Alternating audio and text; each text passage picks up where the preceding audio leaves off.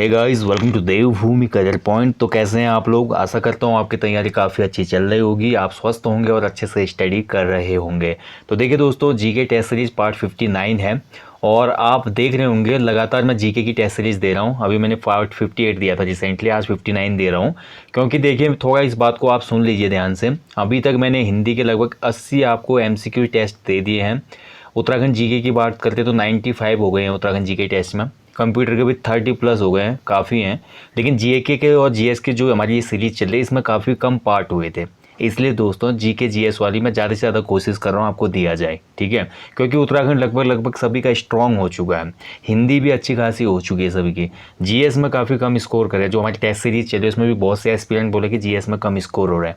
तो reasoning GS को थोड़ा स्ट्रॉन्ग करो भाई, कहीं उत्तराखंड और हिंदी मजबूत करने के चक्कर में ये पोर्शन ढीला ना हो जाए और यहाँ पर आपका स्कोर कम होने की वजह से सिलेक्शन से बाहर ना हो जाओ आप लोग, ठीक है। तो इस पोर्शन को भी बहुत ज़रूरी है मजबूत बनाना। तो चलिए आज देखेंगे जीएस का पार्ट 59 और इसके साथ साथ परीक्षा वाली जो महाकुंभ सीरीज चल रही है हमारे दोस्तों, उसको भी आपने फॉलो करना है। कल देहरादून दिया था उसमें, कल आपका नया जनपद करेंगे उसमें, ठीक है। तो पहला क्वेश्चन है 59 में, बुसान जो पोर्ट है या हार्बर है ये कहाँ पे सिचुएटेड है? तो बताना है आपने, बुसान बंदरगाह कहाँ पे लोकेटेड है? तो इसका राइट आंसर है ऑप्शन बी, साउथ कोरिया, ठीक है। तो दक्षिण कोरिया का ये सबसे बड़ा बंदरगाह है बुसान बंदरगाह, ऑप्शन बी इसमें सही उत्तर है। चलिए अगले क्वेश्चन की तरफ बढ़ते हैं। इनमें से कहाँ नाभिकीय ऊर्जा संयंत्र नहीं है? तो कौन सा ऐसा प्लेस है दिए गए विकल्पों में जहाँ पर न्यूक्लियर पावर प्लांट नहीं है? ये है और नहीं है को ध्यान से पढ़ लीजिएगा आप कभी भी एग्जाम में, नहीं तो क्वेश्चन आपका गलत हो जाएगा, ठीक है। तो यहाँ पे हम देख सकते हैं तो दोस्तों जो नरोरा हमारा संयंत्र है ये यूपी में है, कुडनकुलम जो है हमारा तमिलनाडु में है, कैगा जो है दोस्तों हमारा ये कर्नाटक में है और रामपुर आगुचा में दोस्तों हमारा कोई भी नाभिकीय ऊर्जा संयंत्र नहीं है, ठीक है। ऑप्शन डी हो जाएगा इसका। बाकी तीनों जगह पे हमारा न्यूक्लियर पावर प्लांट देखने को मिलता है। अगला देखिए, पाक जलडमरू मध्य किसके बीच में स्थित है? तो पाक स्ट्रेट ये किन दोनों के बीच में है? बहुत अच्छा क्वेश्चन है, कई बार पूछा जाता है ये। तो राइट आंसर इसका ऑप्शन है इंडिया एंड श्रीलंका, ठीक है। तो भारत और श्रीलंका के बीच में है पाक जलडमरू मध्य, ठीक है। तो ऐसे टाइप के क्वेश्चन बहुत बार बनते हैं दोस्तों, जैसे कि आपका पाक जलडमरू मध्य पूछ लिया जाता है। इसके अलावा आपकी बहुत सी संधियाँ पूछ ली जाती हैं, जो वर्ल्ड वाइड भी बड़ी बड़ी संधियाँ हैं वहाँ से भी क्वेश्चन आ जाता है, ठीक है। जैसे कि हम देखते हैं कि कई बार जिब्राल्टर पूछ लेता है वो। और तो जितने भी महत्वपूर्ण जल संधियाँ हैं उनको भी आपने याद रखना है, जलडमरू मध्य जो है उनको भी आपने याद रखना है, ठीक है। तो भारत और श्रीलंका के बीच में है। चलिए बढ़ते हैं अगले क्वेश्चन की तरफ। निम्न में से कौन सी नदी बंगाल की खाड़ी में नहीं गिरती है? देखिए फिर से नहीं आ गया है, तो बताइए कौन सी रिवर है जो बंगाल की खाड़ी में नहीं गिरेगी इनमें से? तो इसका सही आंसर होना चाहिए दो, ऑप्शन डी, नर्मदा, ठीक है। ध्यान रखेंगे नर्मदा दोस्तों पूर्व से पश्चिम दिशा में प्रवाहित होने वाली नदी है और ये अरब सागर में गिरती है, ठीक है। ध्यान रखेंगे नर्मदा जो है ये पूर्व से यानी कि ईस्ट से वेस्ट को बहती है ये, हाँ। और दूसरा इसमें जो पॉइंट है दोस्तों वो क्या है कि नर्मदा जो नदी है वो भारत के सबसे बड़े एस्चुरी का निर्माण करती है। एस्चुरी, एस्चुरी का मतलब होता है मुहाना। ज़्यादातर नदियाँ डेल्टा बनाते हैं लेकिन नर्मदा डेल्टा नहीं बनाती, वो एस्चुरी बनाते हैं, सीधे मतलब समुद्र में मिल जाना। डेल्टा का मतलब ये होता है कि सिंपली जो नदी होती है ना वो समुद्र में मिलने से पहले फैल जाती है, ऐसे ऐसे वेटलैंड का निर्माण कर देती है, ये होता है डेल्टा। जबकि एस्चुरी का मतलब है कि नर्मदा नदी ऐसे बह रही तो नर्मदा नदी सीधे समुद्र में ऐसे ही मिलेगी, ये मुहाना कहलाता है एस्चुरी, ठीक है, डायरेक्ट मिल जाना, समझ पाए होंगे आप। तो नर्मदा जो है वो अरब सागर में गिरती है, ओके। देखिए फिर से आगे देखिए, फरक का water sharing treaty is between, तो फरक का जो जल सहभाजन संधि है ये किसके बीच में? तो इस प्रकार की जो जल संधियाँ हैं और जल डमरू मध्य हैं वो पूछ ले जाते हैं, इनको आपने याद रखना है, बहुत महत्वपूर्ण है। तो फरक का जो जल सहभाजन संधि है दोस्तों ये हमारा भारत और बांग्लादेश के बीच में है, ठीक है। ऑप्शन डी इसका सही आंसर हो जाएगा, भारत और बांग्लादेश। फरक का परियोजना है ना, बहुत महत्वपूर्ण है ये, नदी घाटी परियोजना है फरक का, ध्यान रखेंगे, ठीक है। चलिए अगले क्वेश्चन की तरफ बढ़ते हैं। अकबर द्वारा बनाया गया प्रसिद्ध ऐतिहासिक स्मारक बुलंद दरवाज़ा उत्तर प्रदेश के किस जिले में स्थित है? देखिए बहुत अच्छा क्वेश्चन है। तो अकबर ने देखिए भैया गुजरात विजय के उपलक्ष्य में बुलंद दरवाज़ा बनाया था, ये तो हम इतिहास में पढ़ते ही हैं। लेकिन ये बुलंद दरवाज़ा है कहाँ पे ये बताना है आपने, कौन से शहर में इनमें से दिए गए विकल्पों में। बहुत ही अच्छा क्वेश्चन है and the right answer is option C, ठीक ठीक है, आगरा के निकट है दोस्तों हमारा फतेहपुर सीकरी, और फतेहपुर सीकरी में ही दोस्तों अकबर के द्वारा बनाया गया था बुलंद दरवाज़ा। ठीक है, बहुत ही महत्वपूर्ण है, अच्छे से इसको याद रखना, इसमें कंफ्यूज नहीं होना आपने। फतेहपुर सीकरी में ही दोस्तों हमारा बुलंद दरवाज़ा स्थित है। अगर बात की जाए इस स्मारक की स्थापना कब हुई थी, यानी कि जो हमारा ये बुलंद दरवाज़ा है इसकी स्थापना कब हुई, तो ये 1602 में की थी। ठीक है, किसने की थी, अकबर ने की थी। ठीक है, गुजरात विजय में, ध्यान रखेंगे। और हिंदू और फारसी स्थापत्य कला का अनुपम उदाहरण है, दोनों का मिक्स है ये। चलिए अगले क्वेश्चन की तरफ बढ़ते हैं। इनमें से कौन सा लोक नृत्य हरियाणा राज्य से संबंधित नहीं है, फिर से आ रहा है। ठीक है, कौन सा यहाँ पे फोक डांस फॉर्म है जो नॉट एसोसिएटेड है विथ स्टेट ऑफ हरियाणा। अच्छा क्वेश्चन है, एंड इसका जो सही आंसर हो जाएगा ऑप्शन डी। ठीक है, जवारा। जवारा जो है दोस्तों वो हरियाणा से संबंधित नहीं है, जबकि धमाल, खोलिया और झूमर ये सभी हरियाणा राज्य के लोक नृत्य हैं। जबकि जवारा की बात करते हैं तो जवारा मध्य प्रदेश राज्य का लोक नृत्य है। ठीक है, ध्यान रखेंगे। बढ़ते अगले क्वेश्चन की तरफ। इनमें से कौन सा बैंक सार्वजनिक क्षेत्र का बैंक नहीं है, फिर से वही बताना आपने, पब्लिक सेक्टर बैंक कौन सा इसमें से नहीं है। तो बात करी जाए Allahabad bank, Punjab national bank and UCO bank, तो ये भारत के सभी सार्वजनिक बैंकों में आते हैं।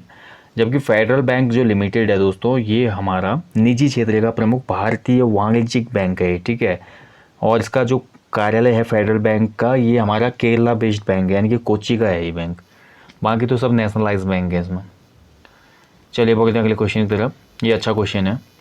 इनमें से किस आयोग ने किसानों के लिए न्यूनतम समर्थन मूल्य अनुशंसित करना अनिवार्य बनाया। देखिए बहुत अच्छा क्वेश्चन है।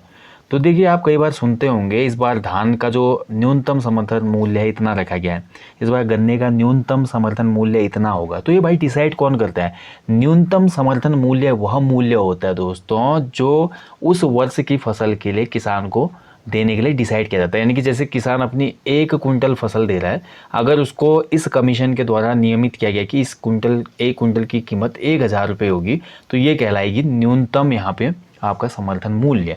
ठीक है, समझ पा रहे हैं ना एग्जाम्पल से। तो यहाँ पर ये कौन बनाता है ये नियम न्यूनतम समर्थन मूल्य वाले, तो ये बहुत अच्छा क्वेश्चन है आपका। और यहाँ पर जो इसका सही आंसर हो जाएगा दोस्तों, राइट आंसर हो जाएगा ऑप्शन बी। ठीक है, इसमें बी हो जाएगा, commission for agriculture and prices, यानी कि कृषि लागत एवं कीमत आयोग। तो कृषि लागत एवं कीमत आयोग CACP जिसको बोलते हैं, तो यही हमारे न्यूनतम समर्थन मूल्यों की घोषणा करता है। चलिए बढ़ते हैं अगले क्वेश्चन की तरफ। अच्छा क्वेश्चन है, महत्वपूर्ण है। गंगा को राष्ट्रीय नदी कब घोषित किया गया था। GS के पोर्शन के लिए भी महत्वपूर्ण है, उत्तराखंड GK के लिए भी ये क्वेश्चन दृष्टि से महत्वपूर्ण है दोनों जगह पे। तो गंगा को हमारा भैया राष्ट्रीय नदी घोषित किया गया था, नेशनल रिवर, 2008 में। ठीक है, नवंबर 2008 में गंगा राष्ट्रीय नदी घोषित हुई थी, ध्यान रखेंगे। अगला देखिए, इनमें से कौन से राज्य पालघाट दर्रे से आपस में जुड़े हुए हैं।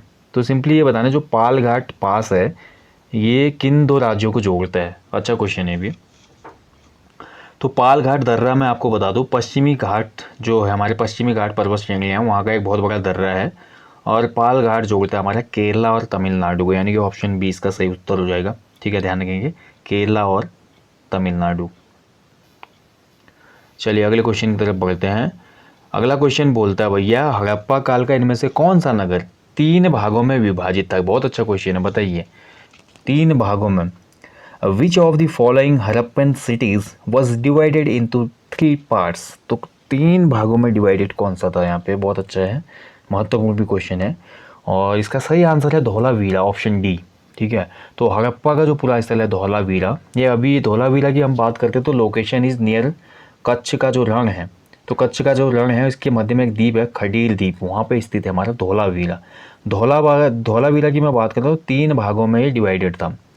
नगर के जो मुख्य महाप्रसाद वाला भाग था दोस्तों वो उत्तर में एक समतल मैदान में अवशेष मिले हैं, उत्तर में ही नगर का मध्यम भाग मिलता है जिसको पुल की संज्ञा दी गई है, और इसके पूर्व में अगर देखा जाए तो नगर का तीसरा महत्वपूर्ण भाग मिलता है जिसे निचला शहर या अवम नगर कहा जाता है। यानी कि धौलावीरा 3 पार्टों से मिलकर बना था। ठीक है, या बोल सकते हैं कि 3 नगरों का समावेशन था धौलावीरा।